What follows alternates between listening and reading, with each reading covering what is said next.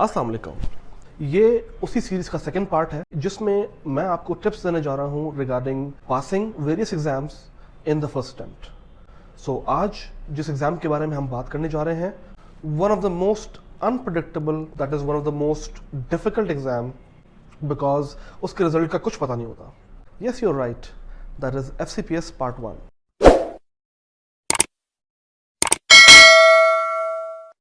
सो क्या करें, कैसे क्लियर करें FCPS पार्ट 1? सबसे बड़ा शिकवा ये होता है कि यार FCPS एक बहुत ही अनप्रडिक्टेबल एग्जाम है। आपका पेपर बहुत अच्छा हो, आपको नहीं पता आप पास हो गए या फेल हो गए, और आपका पेपर बहुत बुरा हो, आप तब भी पास हो सकते हो। कुछ एल्गोरिथम्स हैं कि जिसको बेस बनाकर वो पेपर्स जो है वो सेट किए जाते हैं, और हम लोग उस एल्गोरिथम से वाकिफ़ नहीं हैं। हमें नहीं पता कि हमने किस क्वेश्चन को किस तरह अप्रोच करना है, कौन सी बुक्स फॉलो करनी है, हमारा जो सब्जेक्ट है उसका क्या पार्ट हमारा स्ट्रांग होना चाहिए, और किस पार्ट को हमारा ज़्यादा टेस्ट किया जाता है। सो FCPS पार्ट 1 स्पेशली अगर आप मेडिसिन में दे रहे हैं, तो मेडिसिन में जो मोस्ट इम्पॉर्टेंट पार्ट आपकी जो सब्जेक्ट है उसका टेस्ट किया जाता है, that is the physiology, pathology, pharmacology and medicine, clearly. So आपका इन चारों सब्जेक्ट पे ग्रिप बहुत अच्छा होना चाहिए। वो कैसे होगा? एटलीस्ट एक टेक्स्ट बुक आपको लाजमी पढ़नी है। वो हमारे दोस्त जो कि सिर्फ और सिर्फ इस चीज़ में पढ़े होते हैं कि शॉर्ट बुक्स पढ़ लें, जिनको बड़ा फेमसली चोपड़ीज कहा जाता है, कि शॉर्ट बुक्स पढ़ लेते हैं, और कुछ लोग जो है वो जस्ट BRS या इस तरह ही कोई बुक्स पढ़ लेते हैं और कहते हैं कि BRS और MCQs पढ़ के जो है वो हम पार्ट 1 निकालेंगे। निकाल सकते हैं, कुछ लोग निकाल सकते हैं, लेकिन वो लोग जो कि सिर्फ ये पढ़ के पार्ट 1 निकाल लेते हैं, ये वो लोग होते हैं कि जिनके दिमाग में या तो अपने जो यूनिवर्सिटी लाइफ है उन्होंने तब थोड़ा अच्छा पढ़ा होता है, उनका स्ट्रॉन्ग कॉन्सेप्ट्स होते हैं तब से, या फिर वो लोग होते हैं कि जिन्होंने कुछ एक बेसलाइन एक बुक अच्छी पढ़ी होती है, कॉन्सेप्ट्स अच्छे होते हैं। सो वो लोग जो कि स्क्रैच से स्टार्ट कर रहे हैं, जिनके कॉन्सेप्ट्स जो हैं वो शेकी हैं, if I can say that, और जो चाहते हैं कि फर्स्ट अटेम्प्ट के अंदर FCPS पार्ट 1 निकालें, मेरा उनको मशवरा ये है कि आप एटलीस्ट वो क्वेश्चंस जो कि बड़े कॉमनली हमारे पास जो है वो आते हैं, जिसमें मैकेनिज्म टेस्ट किए जाते हैं आपके, जिसमें आपका mechanism of action of drugs test किया जाता है, जिसमें पैथोलॉजी के ब्रेड एंड बटर क्वेश्चंस जो होते हैं, जो कि हर एग्ज़ाम में वो टॉपिक लाजमी जो है वो पूछा जाता है, आपने वो एक बड़ी बुक से ज़रूर पढ़ना है। तो अगर आपने अपने जो बेस है उसको आपने अच्छा कर लिया इन 4 चीज़ों के अंदर, तो FCPS पार्ट 1 आपका आराम से निकल जाएगा। सेकंड चीज़ जो कि इसमें आपको हेल्प करेगी वो क्या है? Do as many MCQs as possible.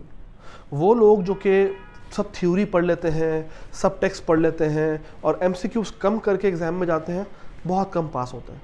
क्यों? जो हमारा एग्ज़ाम पूल है FCPS पार्ट 1 का, इट इज़ द सेम, वो चेंज नहीं होता। उसमें से वही क्वेश्चन सेम रिपीट होके वो लूप में होते होते वही MCQ आपका जो है वो आ रहा होता है। और सबसे अच्छी बात, सबसे मज़े की बात कह लीजिए कि उसका आंसर भी वही उनके पूल में लिखा होता है, कोई चेंज नहीं होता। तो वो लोग जो कि अपना आधा टाइम जो है वो इराटा बनाने में लगा देते हैं, वो लोग जो कहते हैं कि यार बस इस क्वेश्चन का आंसर ये नहीं ये है, वेस्ट ऑफ टाइम है। हाँ, अनलेस आपका बहुत ही ऑब्वियस किसी का आंसर है, एक अलग बात है, लेकिन कंट्रोवर्शियल क्वेश्चंस जो हैं उनमें जो कि आपको दी जाती है पास पेपर्स में या आपकी जो MCQ बुक में, प्लीज़ उसको फॉलो करें, ये मेरा अपना एक्सपीरियंस है। अच्छा जी, उसके अलावा ऐसी रिव्यू बुक्स, रिविजन बुक्स, जिससे आपका पार्ट 1 स्पेशली आपका मेडिसिन का पार्ट 1 जो है वो निकल सकता है, वो क्या है? फर्स्ट एड जो USMLE स्टेप 1 की बुक है, उसके लास्ट में एक सेक्शन है, इसको कहते हैं रैपिड रिव्यू का सेक्शन। वो कंपोज करता है मेरा ख्याल है अराउंड 20 से 25 पेजेस का, लेकिन आपके जितने MCQ उस सेक्शन में से आएंगे, जितने MCQ आप उसको करके आप करेक्टली कर सकते हैं, मेरा ख्याल है कोई और ऐसी हाई यील्ड चीज़ नहीं है कि जिसको आप जो है वो रट के आप MCQ सही कर सकें। सो rapid review of first aid USMLE step 1 लाजमी है, लाजमी है, लाजमी है। अच्छा जी, उसके अलावा MCQ बुक्स ख़ास तौर पे जो है वो आपने कम से कम 3 डिफरेंट MCQ बुक्स करनी है, और उन MCQ बुक्स को रिपीट करना है।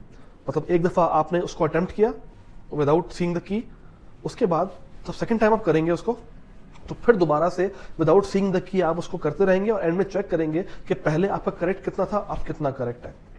तो ये बड़ा ज़रूरी है। और जिस तरह मैंने आपको पिछली वीडियो में बताया कि आपकी गाइडेंस का पैटर्न क्या होना चाहिए, किससे पूछना चाहिए, टाइम कितना लेना चाहिए, वो सब आप इसकी पिछली वीडियो में जो है वो देख सकते हैं।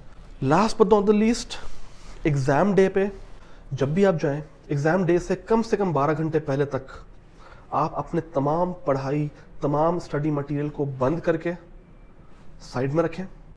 और ये मेरा पर्सनल एक्सपीरियंस है। मैं भी ये सिर्फ सुनता था, लोग कहते थे कि नहीं इस तरह नहीं करना चाहिए, लेकिन मैं मानता हूँ कि आपको, आपके ब्रेन को, जो भी आपने लास्ट के डेज में अपने ब्रेन को फीड किया है ना कि यार ये पढ़ना, ये पढ़ा बहुत सारा, उसको रीअरेंज होने के लिए रिलैक्सेशन चाहिए होता है, टाइम चाहिए होता है।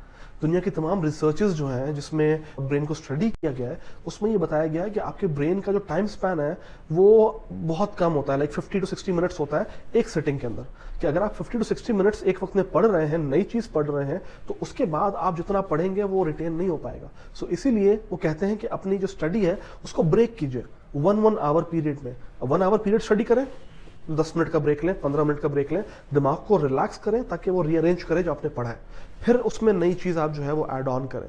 और at the end of the day, जब 24 आवर आपके गुजर जाते हैं, तो at the end of the day जितना भी आपने पढ़ा है उसको एक क्विक रिविजन कर लीजिए, तो उसकी रिटेनिंग पावर 100% बढ़ जाती है।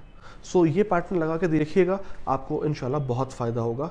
और एग्ज़ाम डे वाली बात मैं कर रहा था कि एग्ज़ाम डे किस तरह अपना एटीट्यूड रखना है। 12 घंटे पहले आपने सब कुछ छोड़ देना है, रिलैक्स करना है। आप कुछ भी कीजिए, आप बाहर निकल जाइए, मूवी देखिए, म्यूज़िक सुनिए, स्पोर्ट्स कुछ आप जो है वो खेलना चाहें थोड़ा सा वो कर सकते हैं। जस्ट अपने माइंड को डाइवर्ट एंड रिलैक्स कीजिए। करने के बाद जब आप सुबह जाएंगे अपना एग्ज़ाम देने के लिए, आपका attitude should be of a winner. आपको नथिंग टू लूज़ वाला एटीट्यूड होना चाहिए। जब आप पेपर देने जा रहे हैं तो अपने आप को ये समझाइए, अपने आप से बात कीजिए कि ये एग्ज़ाम जो मैं देने जा रहा हूँ इसकी कोई वैल्यू नहीं है मेरे लिए। अगर निकल गया तो बहुत अच्छी बात है, नहीं निकला कुछ नहीं होगा, मैं दोबारा दे दूंगा। तो अगर आपने अपने आप को ये कन्विंस करने में आप कामयाब हो गए, तो फिर आपकी जो बॉडी है वो रिलैक्स होगी, आपके अंदर जो स्ट्रेस हार्मोन है वो कम रिलीज होगा, आपके जो ब्लड ब्रेन बैरियर है वो और बेहतर तरीके से खुला हुआ होगा, आपकी जो सर्कुलेशन टू द ब्रेन है वो कॉम्प्रोमाइज नहीं होगी, and your brain will be ready to give its maximum potential. Exam day में जब आप पेपर के सामने हो या पीसी के सामने हो, स्टार्ट करने से पहले अल्लाह ताला को याद करें, खुदा को याद करें, और स्टार्ट करने से पहले 1 मिनट एटलीस्ट आराम से बैठें। Just loosen up your muscles, take a deep breath out, take a deep breath out. 3-4 दफ़ा ये करें ताकि आपका हार्ट रेट सेटल हो, आप रिलैक्स करें, आपके एंडोर्फिन रिलीज हो और आप बेहतर तरीके से पेपर देने के काबिल हो। वो तमाम अफराद जिनको एंग्जाइटी के इश्यूज़ हैं या परफॉर्मेंस एंग्जाइटी होती है, उनके लिए ये मेरा अपना पर्सनल एक्सपीरियंस है, कोई वर्ल्ड वाइड रिकमेंडेशन नहीं है, कि आप 2 दिन पहले द लीस्ट डोज ऑफ एंग्जोलेटिक जो है वो ज़रूर लीजिए, कम से कम 2 दिन पहले, ताकि आपको हैंगओवर ना हो। वो चीज़ आपको रिलैक्स करने में, आपके नर्व्स को काम करने में बहुत हेल्प करती है। एटलीस्ट मुझे तो बहुत की है। अगर आप ये सब चीज़ें अपने अटेम्प्ट के अंदर अकम्प्लिश कर लेते हैं, कोई वजह नहीं है कि आपका पार्ट 1 पहले अटेम्प्ट में ना निकले। सो आज की वीडियो थी FCPS पार्ट 1 के हवाले से। Give it your best and all the best.